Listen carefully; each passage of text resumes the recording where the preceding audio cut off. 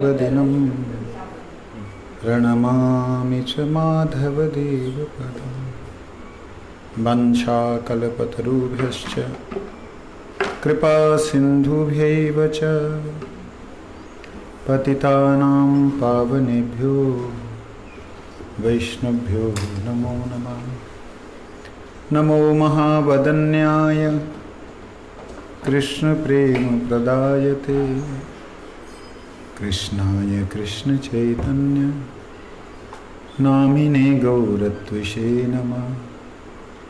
तप्तकाञ्चन गौराङ्गी राधे वृन्दावनेश्वरी वृषभानुसुते देवी प्रणमामि प्रिये। हे कृष्ण करुणा सिन्धु दीनबंधु जगतपते गोपेश गोपिका कांत राधाकांत नमोस्तुते।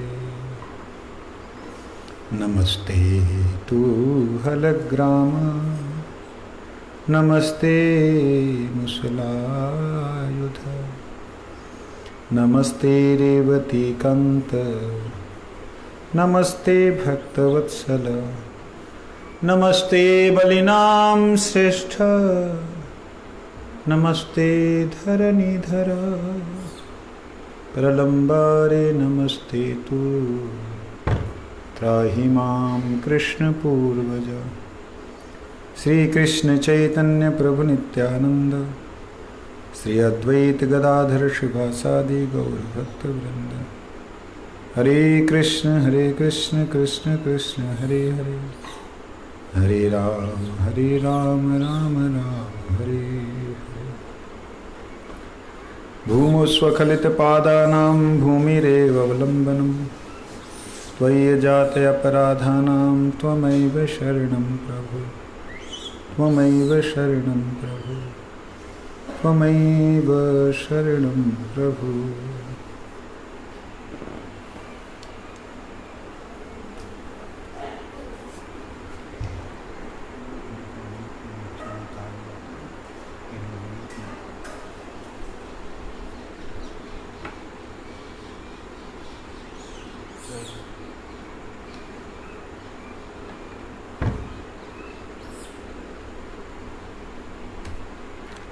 लगाने के लिए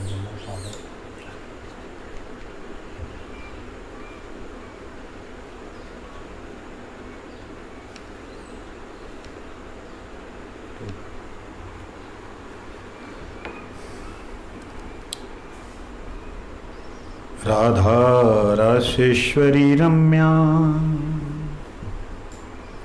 कृष्ण मंत्राधिदेवता सर्वद्या सर्ववन्द्या च वृंदावन विहारिणी वृंदा आराध्या रमाशेष गोपी मंडल पूजिता सत्या सत्य परा सत्य भामा श्री कृष्ण वल्लभा वृषभानुसुता गोपी मूल प्रकृतिरीश्वरी गांधर्वाराधिका रम्या रुक्मिणी परमेश्वरी परात्परतरा पूर्णा पूर्णचंद्रा निभानना भुक्ति मुक्ति प्रदा नित्यं भवव्याधि विनाशिनी। ऋग्वेद की श्री राधा उपनिषद। यहाँ हम लोग कल श्रवण कर रहे थे, सत्यभामा तक के स्वरूप के बारे में चिंतन किया था कि किस प्रकार से श्री राधा रानी सत्यभामा के रूप में भगवान के पास में विराजमान हैं, जो कि श्री राधा जी की ही तरह कृष्ण के को वर्धन करने के लिए जो राधा रानी की वार्तालाप करने का तरीका, राधा रानी का वाम्य भाव स्वीकार करने का तरीका, वो सारे के सारे सत्यभामा जी कृष्ण को द्वारिका में दिखला करके इनडायरेक्ट वे से ब्रजमंडल की याद कराती। और कल एक और शब्द जो है उसका चिंतन किया था, एक नाम का, वृषभानु सुता। तो वृषभानु महाराज कौन हैं? पहले के जन्म में कीर्तिदा देवी वृषभानु महाराज कौन हैं, लेकिन तत्व से वास्तविकता में माता पिता के रूप में कौन आते हैं, वो बात हमने कल श्रवण की। कौन आते हैं? कृष्ण के माता पिता के रूप में कौन आते हैं? बलराम जी। एक ही चलाओ, भग जाएगा। आप उधर चले जाओ।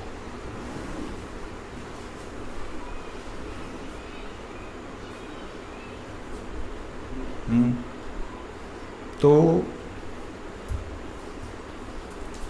लोग बाग बलराम जी को कृष्ण का बड़ा भाई समझते हैं और ऐसा जानते हैं कि मानो कृष्ण और बलराम देवकी वसुदेव की संतान हैं।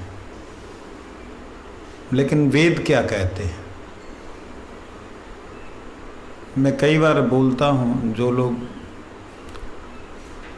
भगवान कृष्ण और राम के बारे में बोलते हैं उनके माता पिता थे, शिव के माता पिता नहीं हैं, शक्ति का कोई माँ बाप नहीं है, इसलिए शक्ति सर्वश्रेष्ठ है, जितने भी बाकी तत्व हैं वो सब शक्ति से आए हैं, ऐसा करके जो लोग बोलते हैं, या शिव से आए हैं ऐसा जो बोलते हैं, उन लोगों से एक निवेदन अक्सर करता हूँ कि भाई देखो, आप लोग नहीं मानते हो कृष्ण को तो ना मानो, पूरी तरह मत मानो। यदि आप कहते हो कि कृष्ण हुए, उनके माता पिता हैं, तो ये भी समझना होगा कि कृष्ण कैसे हुए और कैसे वो उनके माता पिता हुए। आप अपनी तरह ही देखोगे कि जैसे आपके माता पिता ने आपको विषय विकारों से जन्म दिया, ऐसे उनके माता पिता ने उनको विषय विकारों से जन्म दिया। अगर ऐसा सोचोगे तो अज्ञानता होगी। मानो मत कि नहीं थे ही नहीं, ये मान लो तब भी चलेगा, अच्छा रहेगा। अगर मानते हो कि वो थे इतिहास में, तो इतिहास के पन्नों को पलट के देखो कि वहाँ क्या वर्णन है। क्या वहाँ पे कृष्ण का जन्म ऐसे हुआ कि उनकी माता पिता की संसर्ग से कृष्ण की देवकी मैया का जो है पेट फाड़ करके श्री कृष्ण जो है शंख चक्र गदा पद्म लेके आए? ऐसा तो कोई वर्णन नहीं है। जैसा वर्णन है वैसा ही मानना चाहिए। मानो तो पूरा मानो, नहीं तो मत मानो। आप मानते हो कि आपकी माँ तो माँ है लेकिन बाप बाप नहीं, ये तो सही नहीं। मानो, पूरा मानो। माँ ने बोला ये बाप है तो उसे बाप मानो। बड़ी बहन बोले ये बाप है, मानो। बड़ा भाई बोला बाप है, मानो। नहीं, मेरा बाप तो बाप नहीं हो सकता। तो इस प्रकार से सिर पैर का जो है कुतर्क करने वालों के लिए यहाँ पर इस वेद की श्रुति के अंदर आया है कि जो संधिनी शक्ति है, वो संधिनी शक्ति ही सारा कुछ संसाधन प्रकट करती है। जितने संसाधन हैं सारे त्रिभुवन में, सारे संसाधनों को प्रकट करने वाली जो शक्ति है उसका नाम संधिनी है। उन संसाधनों में सारे जीव समूह, नित्य, परिकर और बद्ध जीव, सारे जीव समूह उसी के अंतर्गत आते हैं। उसी संधिनी शक्ति के अंतर्गत सारे के सारे अवतार आते हैं। इस वास्तविकता में अवतारावली बीजम जो कृष्ण के लिए प्रयोग किया गया है वो बलदेव जी के लिए होना चाहिए, है भी कहीं कहीं। यहाँ पे शब्द है कि मृत्यु लोक में यही अनेक अवतारों के कारण है। तो इसलिए कल हम लोग जब वृषभानुसुता शब्द के आने से पहले इस संधनी शक्ति के बारे में जानने लगे, तो संधनी शक्ति का एक स्वभाव है कि कृष्ण की सेवा में जो भी संसाधन आए वो स्वयं बने। कृष्ण की सेवा, अगर कृष्ण की सेवा शब्द हम बोलते हैं तो संधिनी शक्ति उसके अधीन हो गई। तो वास्तविकता में तो इससे पता लगता है कि ज्ञान ही श्रेष्ठ हुआ, क्योंकि संवित मतलब ज्ञान, संधिनी मतलब सत, आनंद मतलब आह्लाद। तो आह्लाद और सत में श्रेष्ठ क्या दिखाई दिया? ज्ञान। इसलिए जो ज्ञानी लोग अगर बोलते हैं कि ज्ञान सर्वश्रेष्ठ है, तो वहाँ पे तो अद्वैय ज्ञान कृष्ण ब्रजे ब्रजेंद्र नंदन, ये जो बात आती है कि अद्वैय ज्ञान तत्व है, तो ज्ञान मार्ग में चलने वाले ज्ञानी लोग जो बात कहते हैं तो वो कुछ गलत है क्या? तो गलत तो नहीं लग रही, सही लग रही है। लेकिन वास्तविकता में कैसे सही है और कैसे गलत है? ज्ञान वह ज्ञान जो ज्ञान अपने आप को अखंड ज्ञानमय तत्व श्री कृष्ण से अभिन्नत्व दिखलाता है। मैं वही हूँ, मैं वही हूँ, मेरे में उसमें कोई अंतर नहीं है, ऐसा जो ज्ञान है वो ज्ञान अज्ञान से उत्पन्न हुआ है। अज्ञान से कैसे उत्पन्न हुआ? अज्ञान में देखा कि सारी वस्तुओं में कोई भी क्रिया नहीं हो सकती मेरे बिना, तो मैं ज्ञान तत्व हूँ। कुछ बातें मेरी समझ में आ रही हैं कि नहीं? जहाँ नहीं आ रही तो वहाँ इशारा कर देना।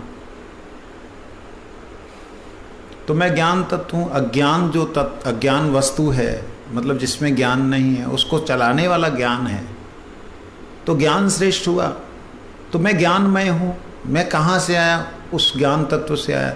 तो जो ज्ञान मार्गीय व्यक्ति हैं, जो ज्ञान मार्ग पे चल कर के परम अवस्था को प्राप्त होना चाहते हैं, उन ज्ञान मार्गियों को हम लोग क्यों कहते हैं ज्ञानी भगवान के धाम तक नहीं पहुंच पाते? उसका सिंपल सीधा सा कारण है कि वह ज्ञान शुष्क ज्ञान है। कैसा शुष्क ज्ञान है? जिस ज्ञान में आह्लाद नहीं है, आनंद नहीं है, हिलोरे नहीं है, वो ज्ञान शुष्क ज्ञान होता है। और उस ज्ञान के प्राप्ति के बाद में एक प्रकार से शून्यता मिलती है। तो जिस ज्ञान में शून्यता प्राप्त हो, आनंद ना हो, अर्थात राधा रानी की कृपा, आनंद, आह्लादनी शक्ति ना हो, तो उस ज्ञान को शुष्क कहते हैं। इसीलिए उस शुष्क ज्ञान का सभी भक्त पुरजोर से एक स्वर से विरोध करते हैं। भक्ति की प्राप्ति, भक्ति के विषय में जानना ज्ञान नहीं है। भक्ति की प्राप्ति, भक्ति के विषय में जानना ज्ञान नहीं है, ये भक्ति ही है। अज्ञान से धक्का खा करके अपने आप को अखंड ज्ञान में तत्व समझना, ये मूर्खता है। इसलिए ये तथाकथित ज्ञान शुष्क ज्ञान है। इसलिए यहाँ पर ये जानना बहुत ज़्यादा जरूरी है कि जो सत तत्व है, सत मतलब स्वरूप तत्व जो भी है, भगवत स्वरूप तत्व जो है, तत्व शब्द का मतलब होता है जो वास्तव में है,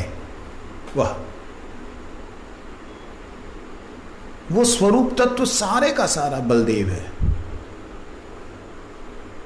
आप कृष्ण अकेले को छोड़ दो तो कोई भी कृष्ण के साथ में संयुक्त तत्व, कोई भी, जिसमें ज्ञान नहीं आनंद ना हो और जिसमें नित्यता ना हो।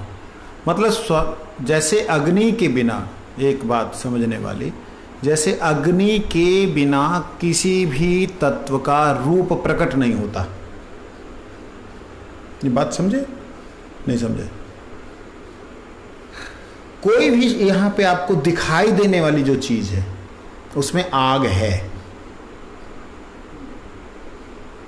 कैसे पत्थर में कहाँ आग है?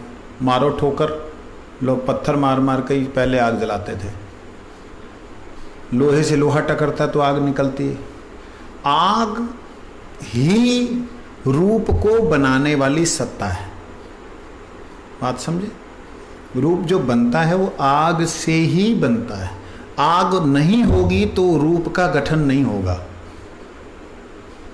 इसी प्रकार से चिन्मय जगत में सत तत्व से ही जितना रूप है वो प्रकट होता है। बात समझे?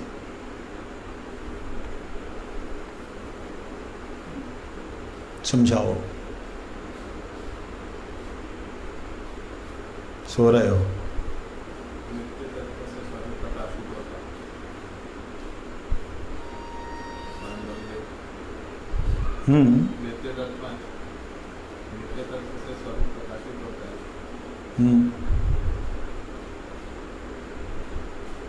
सिद्ध करो।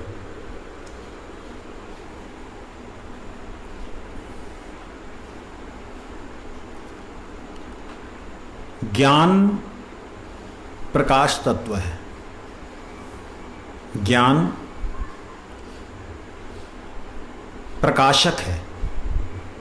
किसी भी विषय का ज्ञान होना मतलब उसके विषय में प्रकाश प्राप्त करना। ज्ञान स्वयं में प्रकाश तत्व है। सत जो है उस प्रकाश की घनीभूत अवस्था है। सत नहीं होगा तो वह प्रकाश नहीं होगा। आकार नहीं होगा तो उसका प्रकाश नहीं हो सकता। आकार के बिना प्रकाश का प्रादुर्भाव नहीं हो सकता। चिद तो प्रकाश स्वयं प्रकाश है ना, लेकिन वो प्रकाश तभी प्रकाशित होगा यदि वो सत होगा। चिद अकेला कहीं भी स्थित नहीं हो सकता।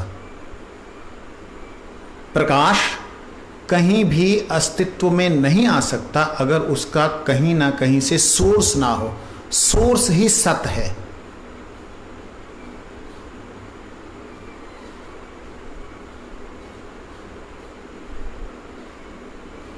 समझ में आ रहा है?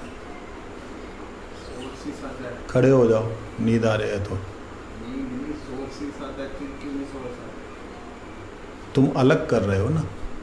सच्चिदानंद एक तत्व है। अब उस दृष्टि से जब देखोगे तो आपने भी अलग किया। मैं अलग इसलिए कर रहा हूं कि ये बतलाने के लिए कि वो अभिन्न तत्व है। जब सच्चिदानंद हम कहते हैं तो वो अभिन्न तत्व है, लेकिन उस एक में एको अहम बहुश्याम, मैं एक हूँ बहुत हो जाऊं। जब यह स्वरूप ये एक के अंदर भाव आया उस वेद वचन में, एको अहम बहुश्याम, मैं एक हूँ बहुत हो जाऊं, तो सबसे पहले स्वयं प्रथम प्रकाश जो है, प्रथम विलास जो है, प्रथम स्वरूप जो है भगवान का, वो बलदेव के रूप में अलग हुआ, प्रकट हुआ। अब समझने वाली बात है, बिना सत्य के आधार पे क्या ज्ञान हो सकता है?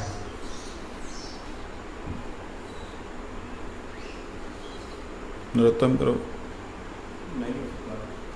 बिना सत्य के आधार पे, सत्य के आधार पे ज्ञान हो ही नहीं सकता।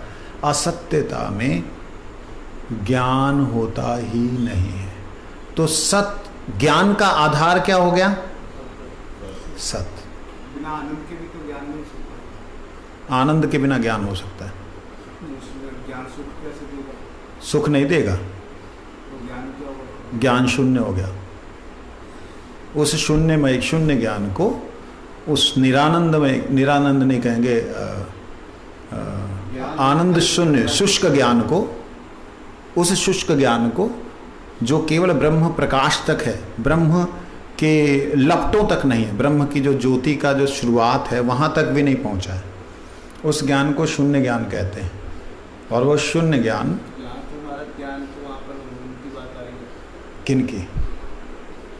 अगर मैं वही तो बतला रहा हूँ कि अगर कृष्ण को, अगर चिद को केवल अकेला छोड़ दें तो वह चिद जो है बिना सत के अपना आप को प्रकाशित नहीं कर सकता। वह ज्ञान जो है बिना सत के प्रकाशित नहीं कर सकता। और जब सत के साथ में ज्ञान प्रकाशित होता है, मतलब स्वरूप के साथ में ज्ञान प्रकाशित होता है, तो वहां पर अगर आनंद नहीं आ रहा है तो सच्चिद को हम लोग स्वीकार नहीं करते हैं। वो है परमात्मा स्वरूप। सत और चित एकत्रित जब हो जाते हैं वो परमात्मा स्वरूप है। केवल जो सत शब्द स्वरूप रह जाता है, ज्ञानम, ज्ञानम ब्रह्म, सच्चिदानंद पर ब्रह्म, केवल मात्र अगर ब्रह्म है तो वह सत है। लेकिन वही अगर ब्रह्म जब चिद के साथ में संयुक्त होता है तो वो सच्चिद जो ब्रह्म है, वो सच्चिद ब्रह्म को चिदानंद नहीं कहा जा सकता। अगर वो चिदानंद ब्रह्म कहा जा रहा है तो वहाँ राधा रानी अर्थात आह्लादिनी शक्ति का होना अति अनिवार्य है। आह्लादिनी शक्ति का वहाँ नहीं अगर प्राकट्य है, जहाँ नहीं उनका दिखलाई दे रहा तो वो शून्य है। तो विषय पे मैं वापस आता हूँ। थोड़ा गहराई में हम ज़्यादा चले गए थे, जो कि पब्लिक को समझ आए उस हिसाब से थोड़ी बात कर लें। मूल बात कि बलराम जी, जिन्हें लोग सोचते हैं कि इनके माता पिता हैं, वास्तविकता में उन बलराम, बल शक्ति, राम रमन करने वाले, राम का अर्थ होता है जो विलास करने वाले हैं, जो शुरुआत करने वाले हैं, जो जिस भी वस्तु की बात हो रही है उसमें जो ऑलरेडी समाहित हैं उसे कहते हैं राम। रमन, रमे हुए, बल के साथ रमे हुए, शक्ति के साथ रमे हुए, जो भी जगत में प्रकट है उस सारी की सारी शक्ति में जो रमे हुए हैं वो है बलराम। वो बलराम है। संपूर्ण शक्ति के बीच में जो रमन कर रहे हैं, जो हैं, जिनके द्वारा शक्ति क्रिया कर रही है, उसे कहते हैं बलराम। तो वह बलराम किसी के भी माता पिता, बलराम के माता पिता कोई भी, लेकिन वह सबके हैं। यहां तक कि भगवान कृष्ण को भी अगर इस जगत में आकर के कोई लीला करनी होती है तो यहाँ पर वह इस उपनिषद के अनुसार, इस वेद वचन के अनुसार मृत्यु लोक में अवतार लेने के समय माता पिता के रूप में परिणित हो जाती है, वही संधिनी शक्ति।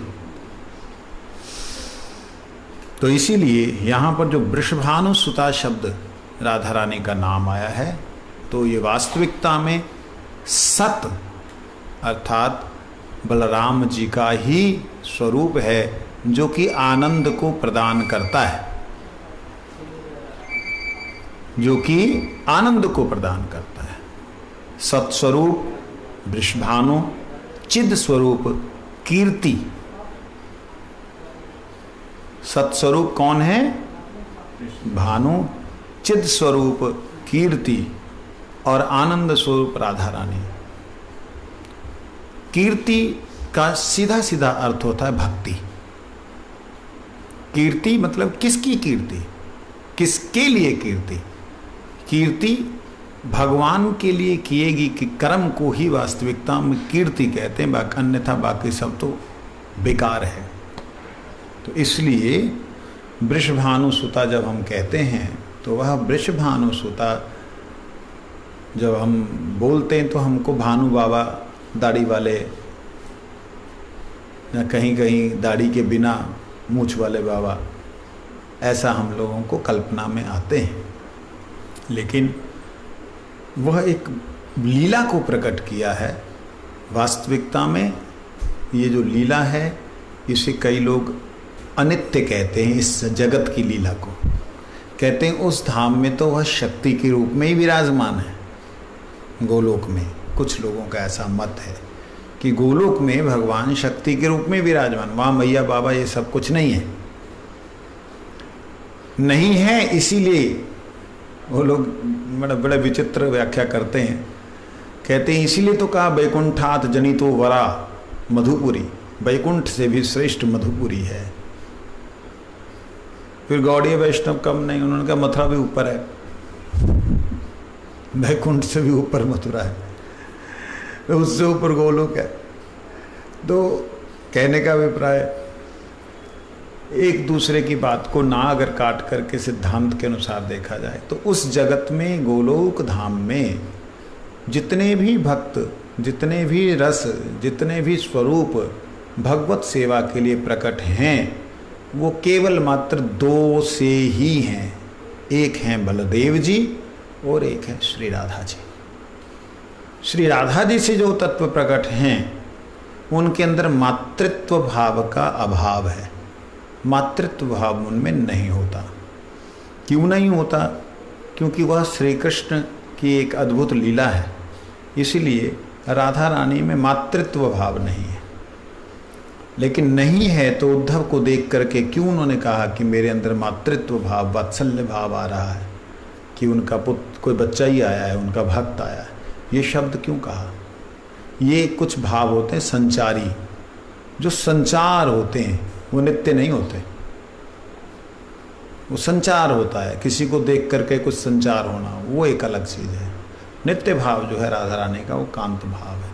इसलिए वृषभानु की पुत्री के रूप में जो इस जगत में आई हैं, वास्तविकता में आप देखेंगे शास्त्रों को तो वहाँ वृषभानु से नहीं आई, वो जमुना जी में कमल के फूल में विराजमान होकर के आई। सीता जी, द्रौपदी, राधा रानी, पार्वती, ये सब अयोनिजा हैं। ये सब अजोनिजा, योनि से इनका जन्म नहीं हुआ है। कृष्ण, राम, इनका ये अज हैं, ये जन्म नहीं लेते हैं, प्रकट होते हैं। इसलिए मगर जब सुता शब्द कहा है तो सुता शब्द का मतलब उनको उस रूप में आनंद देने के लिए, अर्थात बलराम जी को, श्री लली जी को गोद में उठा करके सुख देने का जो भाव है, मतलब बलराम जी ने कौन सा सुख नहीं लिया। मैं हैरान हूँ इस बात से। कई लोग, मूर्ख लोग ऐसे हैं, बोलते बलराम जी का इसमें अधिकार नहीं है, इस लीला में फलाना ठिकाना, पता नहीं कैसे बोल जाते हैं। एक बात विचार करके देखो, बलराम जी कहाँ नहीं है? क्या शैया बलराम जी नहीं? क्या धाम बलराम जी नहीं? क्या वो जो वन है, उपवन है, वो बलराम जी नहीं? और उसके अलावा यहाँ तक कि जो हार श्रृंगार हैं, क्या वो बलराम जी नहीं? जब बलराम जी सर्वत्र हैं, चलो नहीं जी राधा रानी के हार श्रृंगार वो नहीं है, मान लिया, तो अनंग मंजरी कौन है? वो बलराम जी नहीं। किस लीला में बलराम जी का सेवा की परिपाटी नहीं है? मतलब बिना बल के बलहीन न लभ्य, वो उसमें आया है वेदांत वचन कि बलहीन न लभ्य, बलहीन जो है उनको मैं प्राप्त नहीं होता हूँ, भगवान कहते हैं। तो बलराम के बिना भगवान प्राप्त नहीं होते हैं। इस विषय में कोई अगर प्रश्न करना चाहे कर सकता है। आगे है श्री कृष्ण बल्लभा। यहाँ है श्री, फिर कृष्ण, फिर बल्लभा। श्री शब्द से मैंने कल भी बतलाया था, जितने भी ऐश्वर्य भगवान के हैं, जहाँ ऐश्वर्यमय रूप जो हैं भगवान के, जितने भी अवतार हैं, वो श्री आ जाते हैं। श्री का मतलब सौंदर्य। कृष्ण के सौंदर्य का बल्लवा, अर्थात कृष्ण के सौंदर्य को बढ़ाने वाली, मतलब कृष्ण के सौंदर्य को बढ़ाने वाली का अर्थ, जब श्री कृष्ण को, मतलब सुंदर श्याम को, जो श्री कृष्ण मतलब सुंदर श्याम को कृष्ण राधा रानी दर्शन करती हैं दर्शन करने के बाद में उस दर्शन से जैसे ही तृप्त होने लगती हैं, क्योंकि अतृप्त है वो दर्शन, जैसे ही तृप्त होने लगती हैं तो राधा रानी के अंदर एक नवीन भाव उत्पन्न होता है। वो भाव उत्पन्न होकर के एक गोपी के रूप में प्रकट हो जाता है। वो भाव ही राधा, प्रत्येक भाव, प्रत्येक भंगिमा श्री राधा रानी की गोपियां हैं। तो जो वो प्रकट होता है भाव, उस भाव को देख करके जो कृष्ण का जो रूप है वो और श्री को प्राप्त होता है। और श्री का मतलब और सुंदरता को प्राप्त होता है। उधर से सौंदर्य वर्धन होता है और इधर से माधुर्य वर्धन होता है। इन दोनों का जो संवर्धन है वो है श्री बल्लवा, अर्थात श्री को बढ़ाने वाली, बल्लवा कृष्ण को बढ़ाने वाली, कृष्ण के आनंद को बढ़ाने वाली। और बल्लवा का एक अर्थ होता है प्रिया, प्यारी। लेकिन मूल रूप से जो श्री कृष्ण के अवतार हैं, जितने अवतार हैं, उन सभी अवतारों में जो राधा रानी बल्लवा के रूप में उनको आनंद प्रदान करने के रूप में विराजमान हैं, वो हैं श्री कृष्ण बल्लवा। अर्थात जितने भी अवतार हैं, उन अवतारों की जितनी शक्तियां हैं, वो सारी शक्तियां, चाहे उमा रमा सत्या सत्या सत्या चंद्रा रुक्मणी राधा अवतार सबे आमनाए वाणी, सारी के सारे राधा जी के अवतार हैं, ऐसा वेद कहते हैं। तो इसीलिए कहते हैं श्री कृष्ण बल्लवा। आगे आता है गोपी।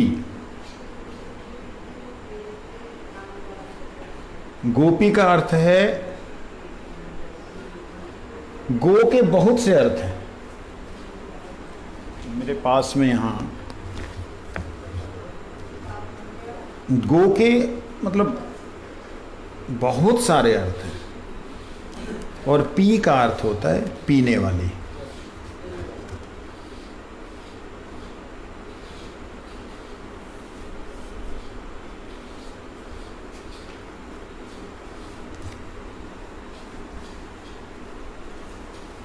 पी का अर्थ होता है पीने वाली, पी का अर्थ होता है वर्धन करने वाली। पी का अर्थ पीने वाली भी है और पी का अर्थ उसको पिलाने वाली भी है।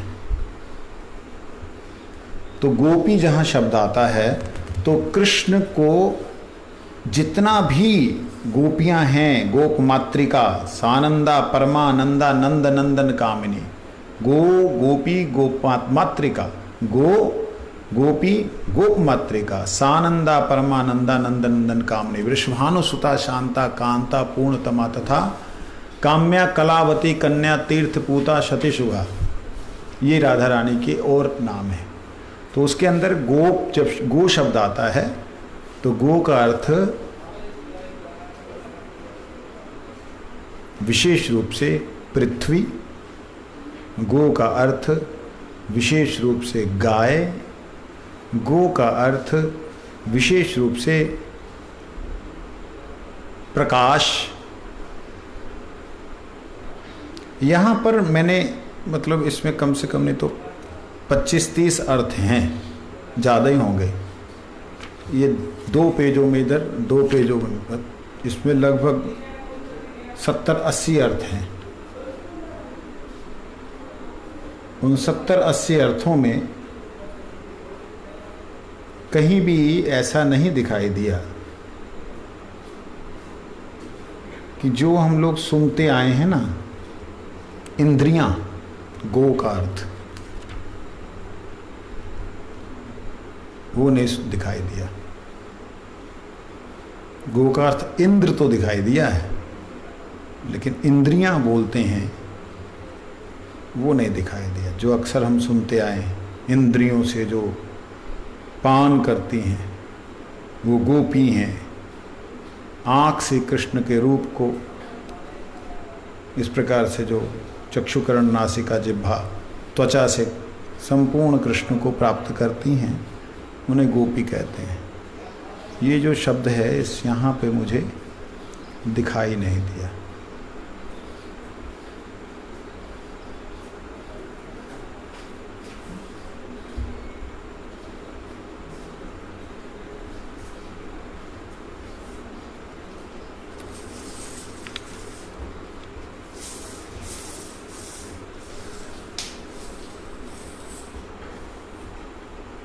जो गोस्वामी गण हम लोग शब्द बोलते हैं, वो इंद्रियों के स्वामी। और गोस्वामी जब हम बोलते हैं तो ऐसे ही गोपी जो इंद्रियों के द्वारा श्री कृष्ण अमृत का, श्री कृष्ण रूप का, श्री कृष्ण गुणों का, श्री कृष्ण लीला का, श्री कृष्ण वाणी का, अपनी वाणी को जो भगवान की नाम गुण रूप लीला इत्यादि के श्रवण में, दर्शन में, स्पर्श में लगा करके आनंद प्रदान करती हैं और आनंद लेती भी हैं और देती भी हैं, उन्हें कहते हैं गोपी। गोपी का मतलब विशेष रूप से समझना होगा आत्मा। गो का अर्थ यहाँ बड़ा ही क्लियर आया है, प्रकाश, पुंज, किरण, वज्र, गाय, पृथ्वी, वाणी, इस प्रकार से उसके अंदर है इंद्रियां, चंद्रमा, ये सब आते आते आता है कि जो आत्मा है, आत्मा को भी गौ कहा गया है। तो आत्मा के द्वारा जो परमात्मा के आनंद को पीने वाली है, उन्हें गोपी कहते हैं। अब इसके अनुसार अगर हम देखेंगे तो गाय को भी गोपी कहा जाएगा, क्योंकि गाय जब कृष्ण को अपना दूध पिला रही है तो गो पिलाने वाली, और कृष्ण के रूप को, माधुर्य को जो रसास्वादन कर रही है गाय, वो पी भी रही है और अपना अमृत पिला भी रही, इसलिए उसे क्या कहा गया? गाय को भी क्या कहा जाएगा? गोपी। जितने ग्वाले हैं वो कृष्ण को आनंद देते हैं, कृष्ण से आनंद लेते हैं। संपूर्ण गोपी जो है, संपूर्ण स्वरूप से जो अपने आप को कृष्ण को देते हैं और लेते हैं, कृष्ण से आनंद को देते आनंद है, आनंद से आनंद लेते हैं, वही गोपी है। यहाँ पर लोगों की बुद्धि में जो एक भ्रम बैठा हुआ है कि वो स्त्री स्त्री स्त्री, ये स्त्री पुरुष शब्द यहाँ पे है, इस जगत में है। उस जगत में ये मलमूत्र के स्थान नहीं है वहाँ पे। मैं बार बार इस बात को अक्सर बोलता हूँ। मनुष्यम तनुम आश्रितम जब कहते हैं तब मनुष्य तन को आश्रय, मतलब इस संसार में आके मनुष्य की तरह वह इंद्रियों को ग्रहण करते हैं, अन्यथा भगवान आश्रितम शब्द नहीं बोलते। आश्रित शब्द बोलने का मतलब है मैं अमुक कपड़ों को पहन के आता हूँ, अमुक पोशाक में आता हूँ, मैं हूँ पोशाक नहीं। मैंने आश्रय लिया मनुष्य का, लेकिन मैं हूँ मनुष्य नहीं, मनुष्य से पैदा नहीं हुआ। मनुष्य का सीधा सीधा अर्थ होता है मनुः शतुरूपा, उष्य अर्थात उनसे जो पैदा हुआ है। मनु शत रूपस्य, जो मनु और शत रूपा का है वो मनुष्य है। तो मनु और शतरूपा से जो सृष्टि हुई है वो कौन सी सृष्टि हुई है? वासनामयी। कौन सी सृष्टि? वासनामयी। मलमूत्र से उत्पन्न होने वाली सृष्टि हुई है। उससे पहले मलमूत्र से किसी की भी सृष्टि नहीं हुई। यहाँ तक कि गणेश का भी जन्म मलमूत्र से नहीं हुआ, यहाँ तक कि कार्तिक का जन्म भी मलमूत्र से नहीं हुआ। ब्रह्मा जी के सनातन सनत कुमार भी मलमूत्र से पैदा नहीं हुए। लेकिन जब भगवान मनुष्यम तनुम बोलते हैं, इसका मतलब भगवान मनुष्य के इस कपड़े को धारण करते हैं, अर्थात इंद्रियों को धारण करते हैं। परंतु शास्त्रों में जहां जहां भी वर्णन आता है भगवान के मूल स्वरूप का, वहां क्लियरली बोला जाता है ना स्त्री ना षंड ना पुमान, वो ना स्त्री है ना पुरुष है। नहीं जी, आत्मा तो स्त्री स्वरूपा है। अक्सर बोलते हैं ना लोग, नरोत्तम प्रभु, आत्मा को स्त्री स्वरूपा कहा है ना। तो अगर आत्मा स्त्री स्वरूपा तो परमात्मा तो परम स्त्री स्वरूपा होना चाहिए। आत्मा स्त्री है तो परमात्मा परम स्त्री है। अगर सुख सुख है तो परम सुख है। इसलिए आत्मा के लिए जब जहां भी शास्त्रों में आया है, हमने जितने भी उपनिषदें यहां पढ़ी हैं अब तक, जहां भी आया है आत्मा के विषय में बड़ा क्लियर आया है, ना ये स्त्री है ना ये पुरुष है। क्योंकि गोपियां तो आत्मस्वरूप हैं। गोपियां कोई क्या बोलते हैं, ऐसा नहीं है कि वो गोपियां स्त्री हैं या पुरुष है। अगर वह आत्मस्वरूप ना होती, अगर उनका स्वस्वरूप ना होता तो वो गदाधर के रूप में कैसे आ गए, रूप मंजरी के रूप में रूप गोस्वामी कैसे आ गए? तो वहाँ तो उनके जो स्वरूप हैं, शरीर हैं, वो बदल कैसे गए? इसका मतलब है कि मनुष्यम तनुम आश्रितम जब शब्द कहा गया है तो मनुष्य के तन को आश्रय करने से उनके रूप में बाहरिक बदलाव दिखलाई देता है। वास्तविकता में वो बाहरिक बदलाव होता नहीं है। नहीं समझे? तो इसलिए जब यहां गो शब्द प्रयोग हो रहा है तो गो का अर्थ है आत्मा। तो आत्मा से परमात्मा का जो संबंध है वो नंद बाबा का भी है, यशोदा का भी है। तो नंद भी गोपी हैं, यशोदा भी गोपी है। लेकिन गोप गोपी शब्द हमारे यहाँ पे अलग अलग बोले जाते हैं। जैसे कि सूरज का प्रकाश क्या है, स्त्री है या पुरुष है? हाँ जी, प्रकाश पुल्लिंग होता है या स्त्रीलिंग होता है? शास्त्री जी बोलो।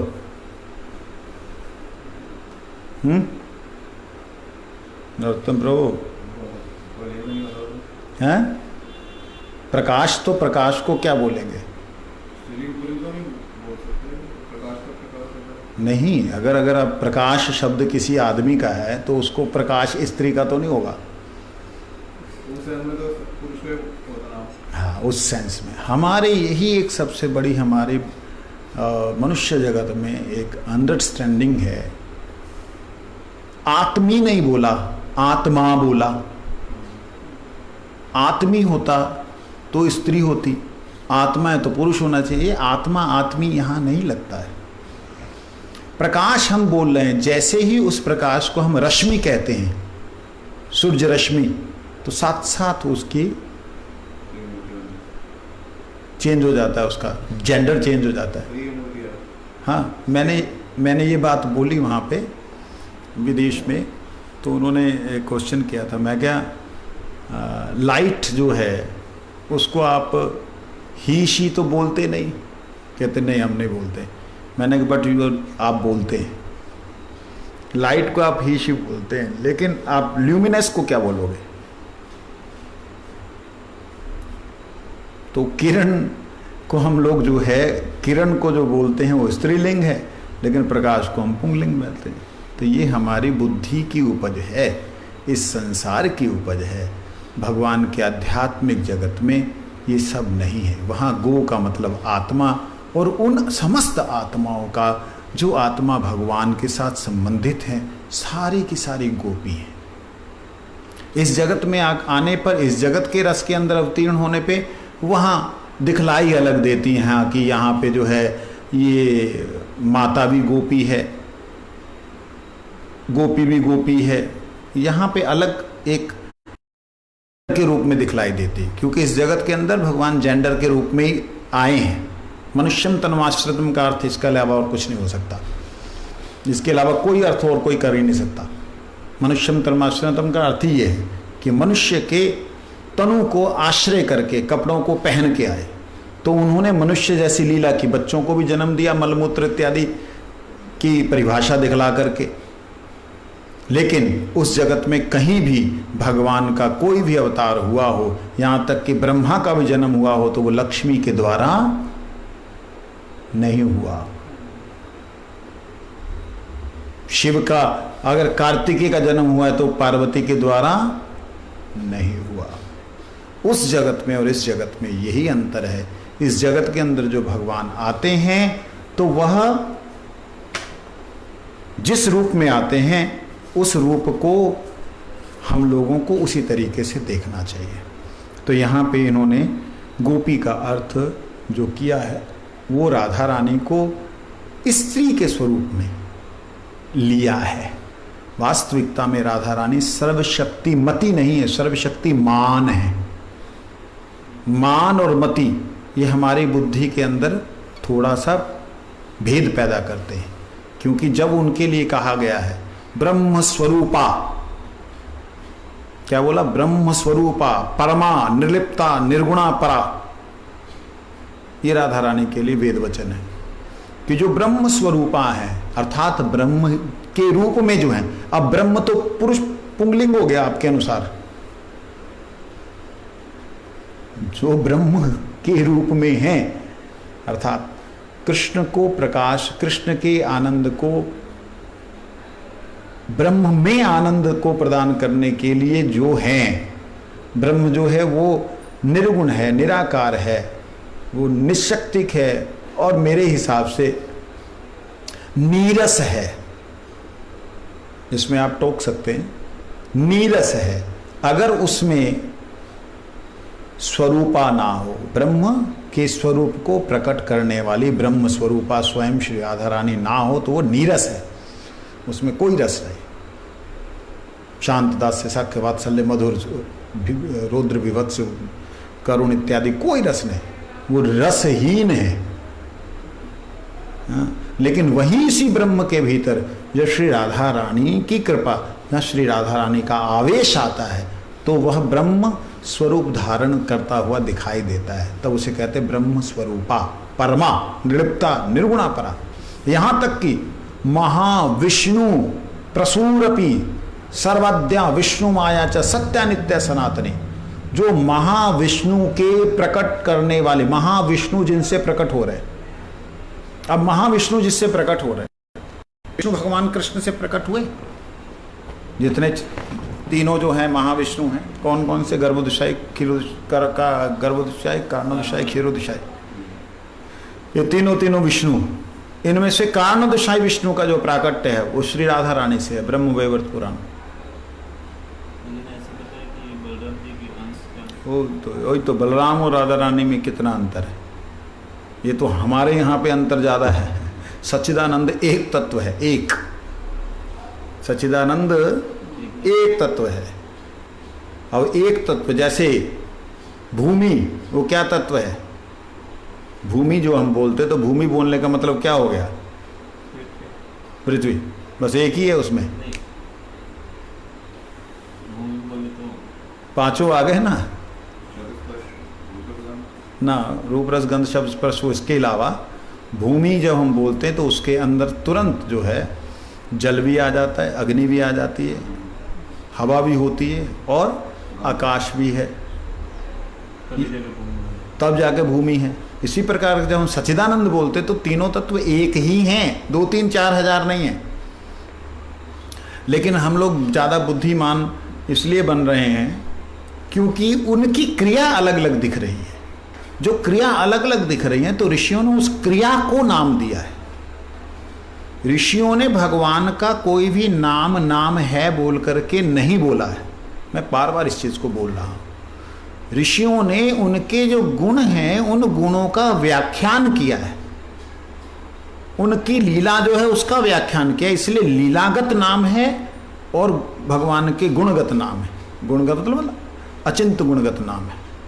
तो इसलिए जो भगवान के नाम हैं उसमें जब गोपी शब्द आता है तो वह गोपी पूरा गोलोक, गोलोक, ज्ञान लोक, गोलोक, अध्यात्म लोक, गोलोक, आत्मलोक, उस गोलोक में रहने वाले जितने भी हैं वो गोपी ही हैं, क्योंकि वह पान करते हैं परमात्मा का आनंद, परमात्मा का रस, और परमात्मा को भी आनंद देते हैं और लेते हैं। ये हैं गोपी।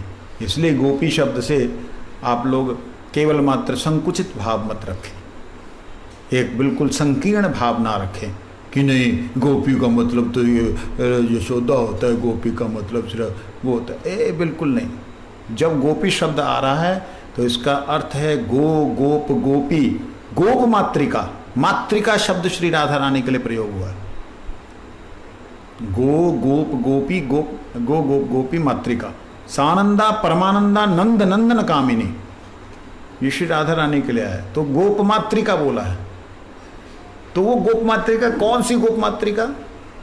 अर्थात जितनी भी माताएं हैं उन माताओं का जो मातृत्व है वो राधा रानी की कृपा से। खुद उन्होंने उस मातृत्व को स्वीकार नहीं किया भगवत आनंद वर्धन के लिए, सेवा के लिए, कि मुझे और किसी की जरूरत नहीं है। इसलिए कारणोदशाई विष्णु जो प्रकट हुए, वो कारणोदशाई विष्णु राधा रानी के हृदय से प्रकट हुए। और जैसे ही अंदर से प्रकट हुए, उस हिरण्य एक मतलब एक आकृति को, गोल आकृति को देख करके उनको थोड़ा सा उसके प्रति प्रेम सा उत्पन्न हुआ। जैसे प्रेम उत्पन्न हुआ, साथ साथ सोची, अरे मेरे कृष्ण को छोड़ करके अन्य जगह मन गया, उठा करके उसको फेंक दिया। उसको बोलते कारणानव में फेंका। कारणानव मतलब मूल कारण से दूर फेंक दिया। और जैसे उसको कारणानव में फेंका और वहाँ जा करके उसका स्वरूप विस्फोट हुआ, प्रकट हो गया, और वो कारणोदशाई महाविष्णु बने। ब्रह्म वैवर्त पुराण में इसका उल्लेख है। तब श्री कृष्ण ने कहा कि हे देवी, तुमने ये क्या किया? कहते मैं आपकी सेवा, जाओ आज से तुमसे जो भी प्रकट होगा, ध्यान दीजिएगा, तुम्हारे में मातृत्व भाव तो रहेगा ही नहीं, तुम्हारे में मातृत्व भाव, वात्सल्य भाव तो रहेगा ही नहीं, इवन कि जो तुमसे प्रकट होगा उसके अंदर भी वो भाव नहीं आएगा। और वो भी सारे के सारे, अब अगर सांसारिक दृष्टि से देखें तो बांझ शब्द जो है वहां प्रयोग नहीं किया, बांझ रहेंगी। ये शब्द उचित नहीं है, लेकिन एक समझाने के लिए, आपके पास में और कोई शब्दों का वो खजाना नहीं है ना जिससे समझाया जा सके। मतलब कृष्ण ने राधा रानी को जो एक तरह से डांट लगाई, इस डांट में राधा रानी बड़ी प्रसन्न हुई, जा अच्छा हुआ, अब मैं कृष्ण सेवा को परिपूर्ण रूप से कर पाऊंगी, जिसमें मेरे भाव शुद्ध रहेंगे, मेरे भाव में कहीं भी कोई भी वात्सल्य का और अन्य अन्य भावों का प्राकट्य नहीं होगा, शुद्ध माधुर्य। तो राधा रानी के जितने भी गोपियां हैं उनमें से विशेष रूप से जो 108 गोपियां हैं, और उन 108 गोपियों से प्रकट हुई जो और गोपियां हैं, अष्टसखी और शतसखी, शताष्ठ, तो उन गोपियों के अलावा जो और गोपियां हजारों प्रकट हुई हैं, वो गोपियां मतलब राधा रानी की इच्छाएं, राधा रानी की क्रियाएं, राधा रानी के गुण, राधा रानी की कलाएं, वो सारे रूप प्रकट हुए। और उन सब ने प्रकट होकर के कृष्ण को अपनी ही दृष्टि से, कृष्ण को अपनी ही आकृति से, कृष्ण को अपने ही आकर्षण से, अपनी ही कृति से उनको आनंद प्रदान करना चाहा, जिससे कृष्ण उनको संतुष्ट करने के लिए अपने अंतःकरण में, मतलब जैसे वो डिफीटेड होते हैं ना, हारते हैं, तो हारते हारते कृष्ण ने अपने हृदय में प्रकट किया कि ऐसा इसको कर दूंगा, ऐसा इसको कर दूंगा, ऐसा इसको कर दूंगा, ऐसा इसको कर दूंगा। तो वो ऐसे ऐसे करते करते करते कृष्ण के हृदय से एक छोटा सा बालक पत्र प्रकट हुआ, वो बालक गिरिराज। और वो गिरिराज जैसे प्रकट हुआ, उसको देख करके सारी गोपियां, कितना सुंदर पेड़ है, कितने सुंदर झरने, हाय हाय हाय हाय करने लगे। उस हाय हाय करते करते एक एक गोपी, मतलब कृष्ण राधा रानी का एक एक भाव उस गिरिराज में रमण करने लग गया। और जब उस गिरिराज में रमण करने लगा तो वही गोवर्धन बना, अर्थात गोपियों का वर्धन करने वाला। गायों का वर्धन केवल मात्र नहीं, गोपियों का वर्धन, गोपों का वर्धन, गोप और गोपी और गाय, इनका वर्धन करने वाला जो गिरिराज है वो कृष्ण के अंतःकरण से प्रकट हुआ। और उसके आगे सारी की सारी गोपियां डिफीटेड होगी, मतलब हार गई। तब इतना ज्यादा विशाल स्वरूप धारण किया उसने, कहते हैं कि अनंत पृथ्वियां, एक दो नहीं, अनंत पृथ्वियां उसकी छत्र के नीचे ऐसे ही, ब्रह्मांड ऐसे ही घूमते हैं। जब यहां तक कि गोलोक धाम को ढकने लगा, तब राधा रानी ने कहा बस कृष्ण, और उसे हाथ लगाया, बस। तो वहीं पे वो स्थित हो गया, रुक गया। अब गिरिराज जी के प्रकट होने के बाद में, मतलब गोवर्धन के प्रकट होने के बाद में, श्री राधा रानी इस जगत में नहीं आना चाहती थी। लेकिन कृष्ण ने कहा कि गोवर्धन जा रहा है, जहाँ गोवर्धन जाएगा मैं वहाँ जाऊंगी, बोल करके यहाँ आए। अर्थात गोवर्धन की प्रिया, गोवर्धन की प्यारी। तो गोवर्धन पी प्यारी, गोवर्धन की प्यारी श्री राधा रानी ही गोपी हैं। ठीक। यहाँ मेरे पास एक प्रश्न आया था, स्वामी जी मुझे राधा रानी के नाम के अतिरिक्त कुछ भी अच्छा नहीं लगता, उनके नाम गुण लीला दर्शन की ही इच्छा हमेशा रहती। प्रश्न अच्छा है, कल जवाब दूंगा। मुझे नहीं अच्छा लगता राधा रानी के नाम के बिना, मुझे राधा रानी के गुणों का और उनके रूप का दर्शन करने की लालसा रहती है। लेकिन राधा रानी को क्या अच्छा लगता है, जिस दिन यह आप देखना शुरू करेंगे, जिस दिन ये समझना शुरू करेंगे, उस दिन समझना कि आप राधा रानी के हो, नहीं तो आप राधा रानी के भी नहीं हो भैया, अपने तो हो ही नहीं। राधा रानी को क्या अच्छा लगता है यह जानना जरूरी है। तुम्हें क्या अच्छा लगता है ये जानना जरूरी नहीं। अगर राधा रानी को देखना है तो ये देखो, कृष्ण को अगर अच्छा लगता है कहीं और जाना तो राधा रानी कहती उसे जाने दो, रोको मत। वहां जाने से सुखी होगा तो मैं वहां की व्यवस्था सारी बनाऊंगी। राधा रानी उनके सुख में सुखी हैं, ना कि आत्म सुख के लिए कृष्ण को बांध के रखती हैं। यही राधा रानी का स्वभाव है। और राधा रानी के जन ऐसे ही होने चाहिए, जो कि राधा रानी के सुख के लिए कृष्ण को आनंद, राधा रानी के सुख के लिए राधा रानी को कृष्ण का नाम सुनाए। जब राधा रानी को कृष्ण का नाम सुनाएंगे तो राधा रानी की दृष्टि तुम पे आएगी। अगर राधा रानी को राधा रानी का ही नाम सुनाते रहोगे तो राधा रानी की दृष्टि श्याम सुंदर की तरफ रह जाएगी, उनका कृपा कटाक्ष कभी ना पाओगे। वृंदावन बिहारी लाल की वंशा वैष्णव।